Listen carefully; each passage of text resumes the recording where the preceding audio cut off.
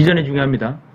G코인은 서부아시아에서 동아시아에 이르는 적도 북위 10도부터 40도 지역인 템퍼리 윈도우가 주요 선교 중심의 관역이다.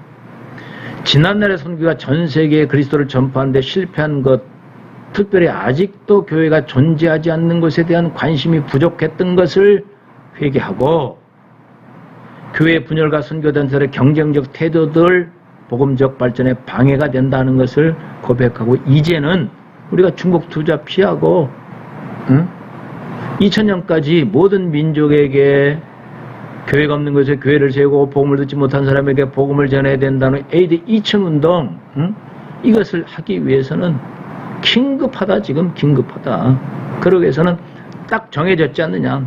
1700 종족이 목표가 정해졌지 않느냐. 우선 목표가 정해진 이 종족에게 집중적으로 연구하고 선교사를 파송하고 미션 트립을 하고 비전 트립을 하고 또 이 지역에 가서 연합을 하고 하자는 운동이 G코에서 나온 거예요. 먼저 기도와 금식을 통하여 하나님의 인도함을 기다리자고 강조하고 하늘로부터는 부흥 없이는 우리의 모든 노력은 헛된다. 우리의 역량으로 감당할 수 없는 막중한 과업이지만 하나님이 함께 하시면 모든 것이 가능하다. 이게 그 이야기예요. 하나님은 우리에게 위대한 일 맡긴 적 없다. 큰 일 맡긴 적 없다.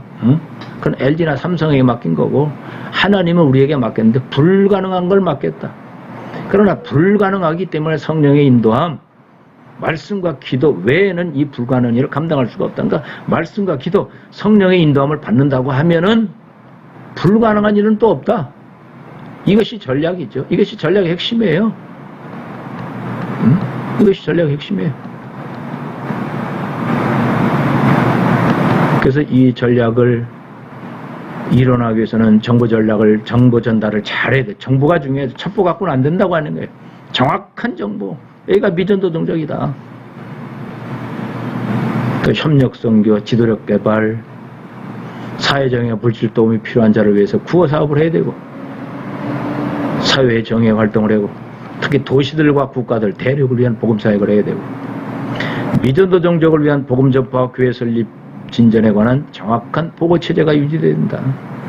기도운동 해야 된다. 111 중보기도운동 매일 오후 1시에 1분간 1명의 태신자와 그 나라 선교지 또한 선교사를 위해서 우리가 기도하자.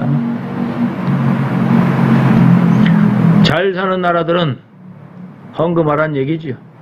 1불 이상 헌금해라. 인권과 종교적 자유를 위해서 모든 사람들이 용감하게 맞서자. 참 이거 보세요. 이거 보세요. 아까 나왔잖아요. 서울 올림픽 경기장에서 모였던 한국 대학생들이 AD 2000을 향한 복음의 헌신성회에서 운집한 8만 명이 그리스도의 지상명령에 순종하여 자신을 헌신하겠다.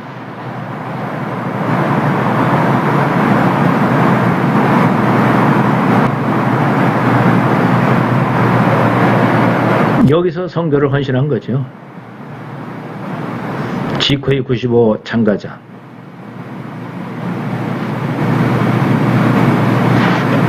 세계 복음화를 위해서 성령만을 전적으로 의지해서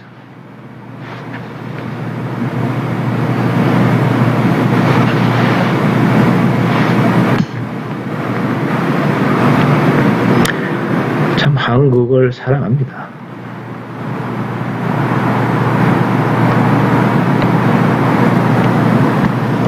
한국 백성을 사랑해요.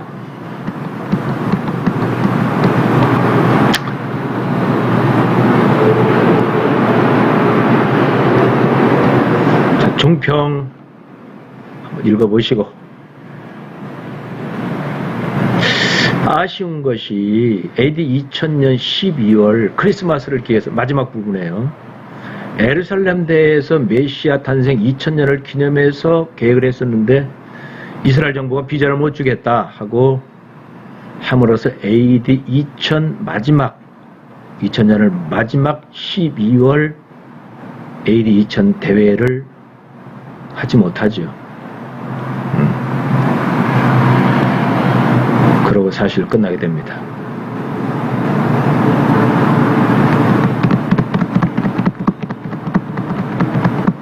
자, 이제 다시 온 거예요. 그러면 한국 CCC는 2000년도 지금 올해 이런 어떤 참 성경적 관점, 또 우리의 그런 뜨거움, 이런 것을 어떻게 계승하면서, 국제 CCC가 세계적인 선교단체잖아요. 그 중에서 한국 CCC가 앞장서서 하고 가 있는데, 그럼 한국 CCC가 올해는 어떻게 선교 전략과 철학을 성경 중심으로 또 성육성 중심으로 어떻게 세워서 어떻게 할 것이냐 하는 이런 내용들, 글로벌 샌딩 무브먼트죠. GSM이에요. GSM 비전, 글로벌 샌딩 무브먼트. 그러니까 GSM 비전에 올해는 작년에도 비슷해요. 계속 계승되는 거니까 국내외로 선교 자원과 인력을 파송하고 선교 운동이 강화되는 것을 도와 지상명령 성취가 가속화되는 것을 보는 것이 CCC 2020년도의 선교 전략이고 정책이고 행정이고 철학이다. 그래서 한국 CCC의 구조는 학원 보고마, 민족 보고마, 세계 보고마예요. 이런 운동이죠. 지원팀이 있고 사역팀이 있고, 또 사역팀에는 여러 가지가 나눠지죠. 이제 개인 이름들이 나온 구체적인 내용들이 나오고 있다 하는 걸 이제 참고적으로 보시면 돼요. 김장생 선교사가 앞장서서 일하는 것을 볼 수가 있어요.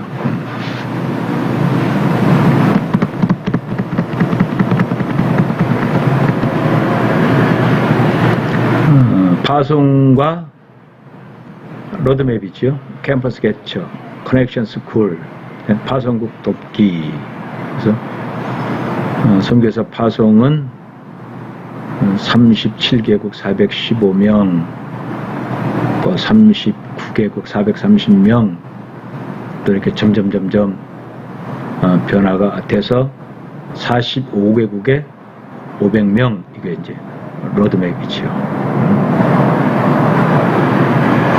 캠퍼스 개척이, 그러니까 미전도 종족을 이렇게 하듯이, 그러니까 캠퍼스가 없는 데에 미개척, 미전도 대학의 CCC를 설립하겠다는 것이 이제 CCC의 캠퍼스 사역이죠.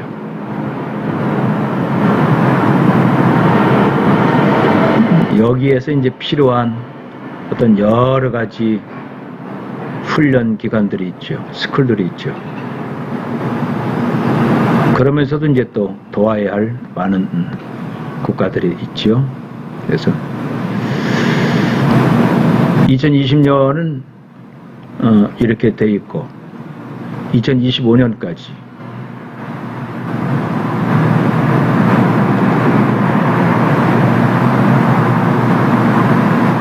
타격 2030은 2030년까지죠. 2025년까지 구체화되어 있어요. 비전 2020의 핵심 목표 및 2020 실천 과제에서 70개의 주요 미개척 캠퍼스를 개척한다. 이대 목표죠.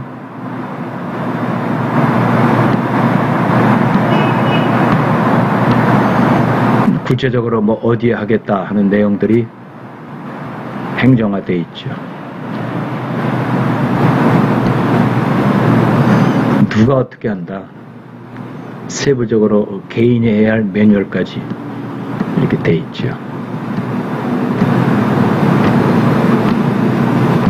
참 CCC는 전략이나 행정이나 또 훈련이나 동원이나 또 육성이나 이런 것들이 참 잘 돼 있어요. 체계화되어 있고.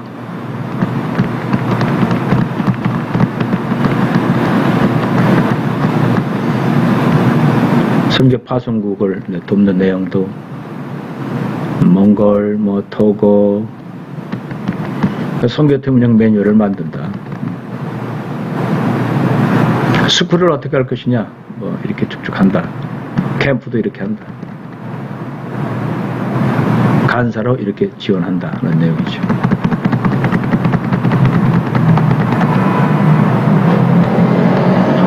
여기서 저는 이제 빨리빨리 넘어갑니다만은 이 내용이 여러분들이 이제 PPT로 다 개인이 가지고 있으니까 천천히 한번 이렇게 보셨으면 좋겠어요.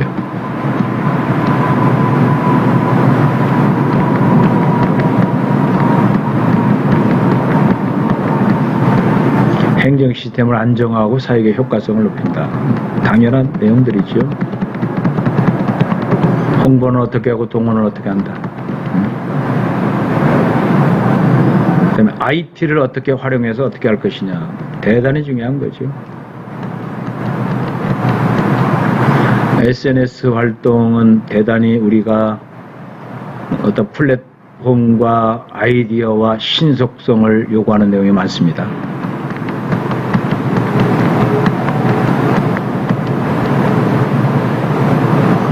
통일선교 대회도 중요하죠.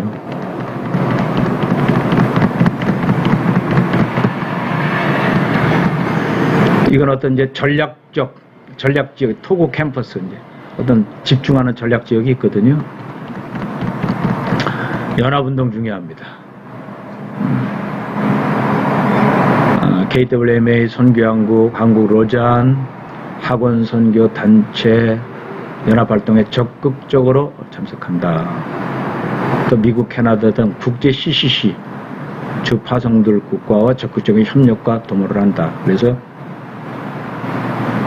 글로벌 SLM 리더십과 함께 파송국가들과 교류를 확대한다. 시너지 창출을 위해서 외국인 사역부 선교훈련과 GS과의 조직구조에 대해서 더 발전시킨다고 하는 내용. 자, 이런 내용들에 이제 조직 및 역할 분담은 우리가 이렇게 참고하면 되겠죠.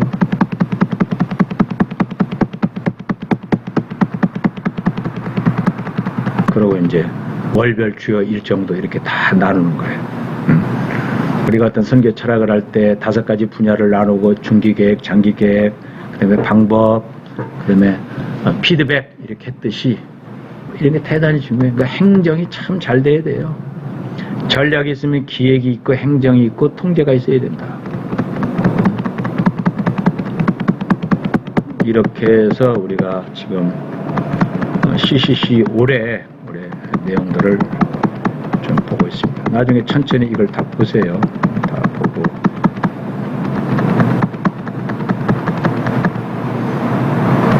강사를 어떻게 한다는 것까지, 업무 시간까지 다 이렇게 하지 않습니까? 그러니까 이런 건 우리가 이제 여러분들이 어떤 선교단체를 만들 때에, 이런 것들을 꼭 참고하셔서, 이제 선교사 관리 규정이나 이런 데 꼭 들어갈 내용들이죠. 세부 시행 규칙이나 관리 규정 이런 데 들어갈 아주 세부적인 내용들이에요. 전문위원회가 있어야 됩니다. 전문위원회. 자, 이렇게 해서 모든 내용 강의가 다 끝났습니다.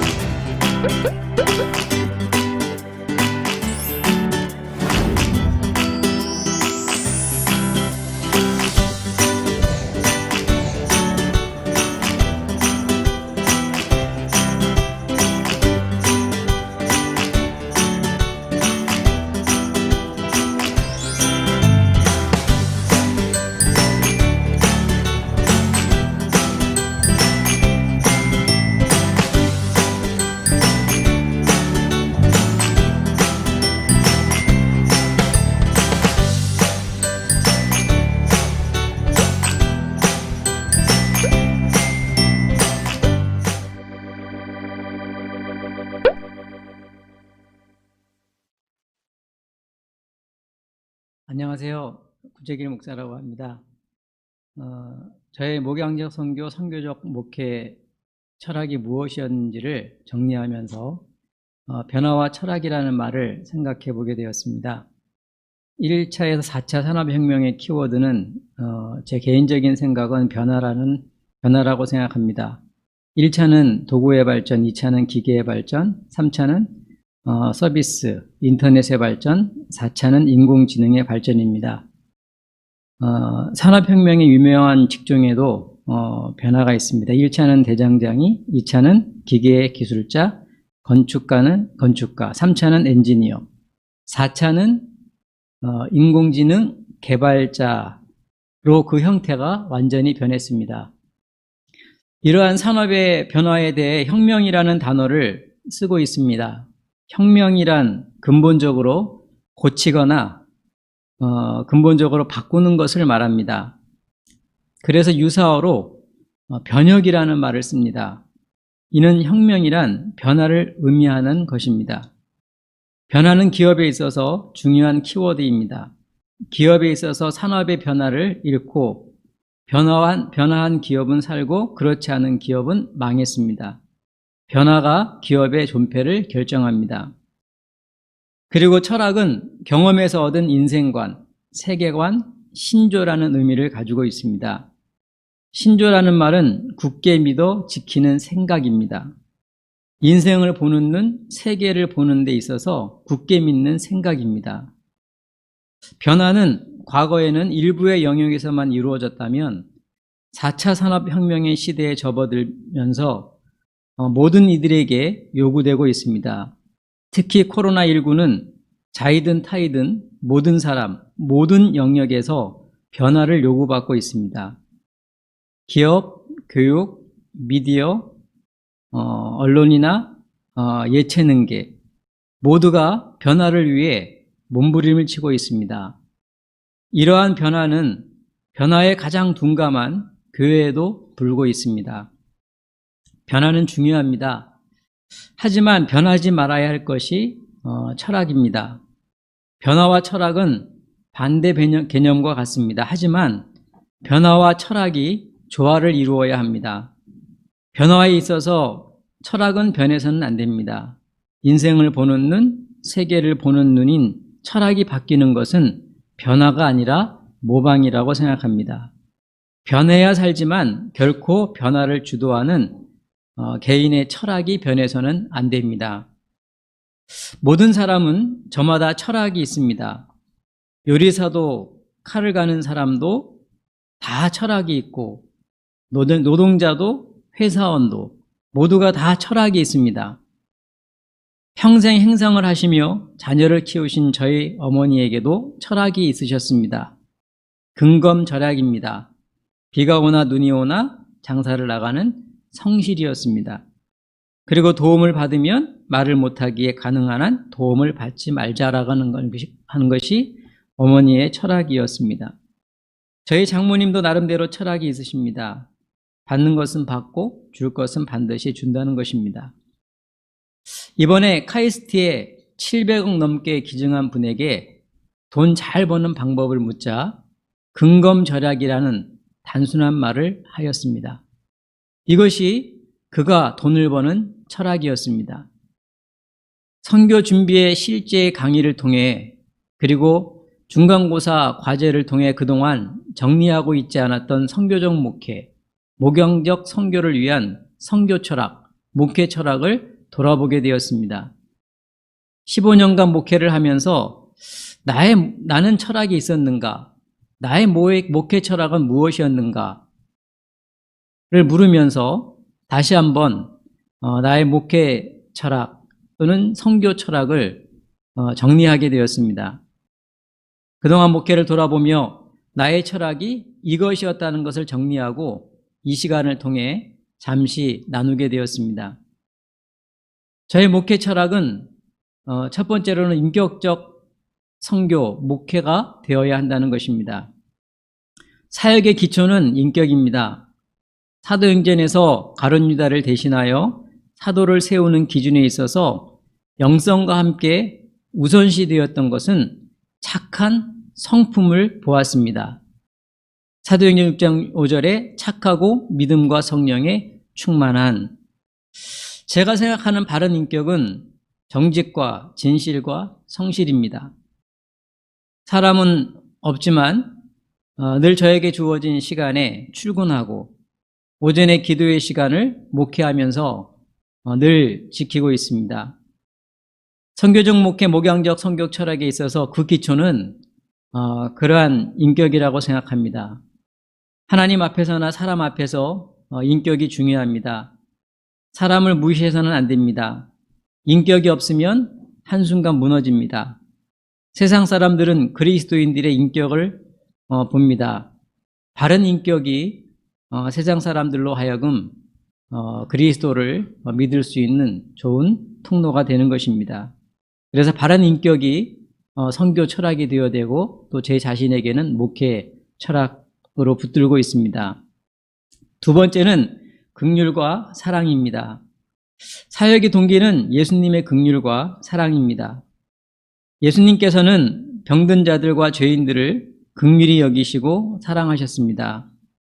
마태복음 14장 14절에서 예수님은 큰 무리를 보시고 불쌍히 여기사 그 중에 있는 병인을 고쳐주셨습니다. 32절에는 예수님께서 오병이어의 기적을 베푸시기 전에 제자들에게 하신 말씀은 내가 저들을 불쌍히 여긴다고 하셨습니다. 그리고 요한복음 13장 1절에서는 자기 사람을 끝까지 사랑하셨습니다. 이 마음이 사역의 능력이고 사역을 견디게 한다고 생각합니다. 저는 개인적으로 이 마음이 없으면 교회도 가정도 섬길 수 없다고 생각합니다. 저에게 긍휼과 사랑을 요구하는 것이 저희 딸입니다. 저는 긍휼과 사랑이 아니면 우리 아이를 끝까지 잘 섬길 수 있다라고 하는 자신이 없습니다. 무너지고 다시 결심하는 것을 수없이 반복하며 우리 딸아이를 품고 사랑하고 섬깁니다. 섬기면서 제가 깨달은 것은 이러한 긍휼과 사랑의 마음만 가지고 있으면 누구든 품을 수 있다라고 하는 그런 깨달음을 요즘 다시 한번 가지게 됩니다.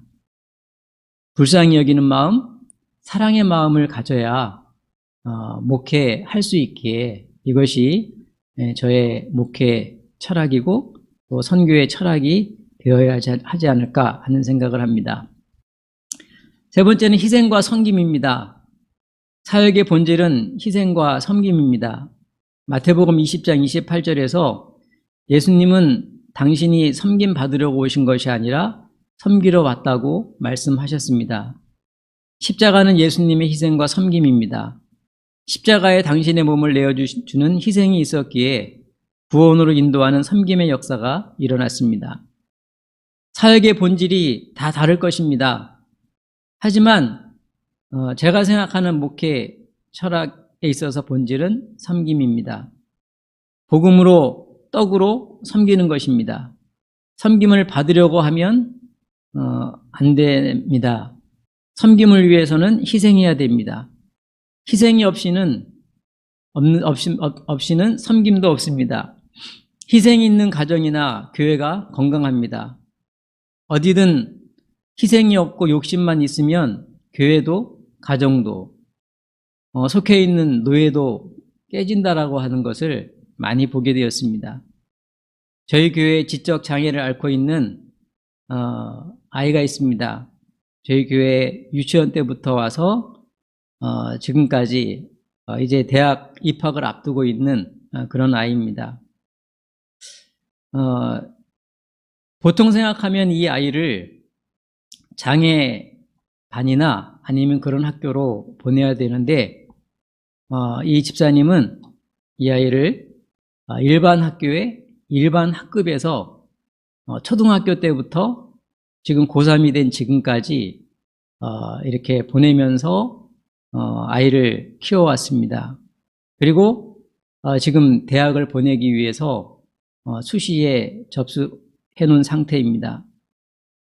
저는 이 엄마가, 이 집사님이 아이를 어떻게 키워왔는지를 지금까지 다 지켜보았습니다.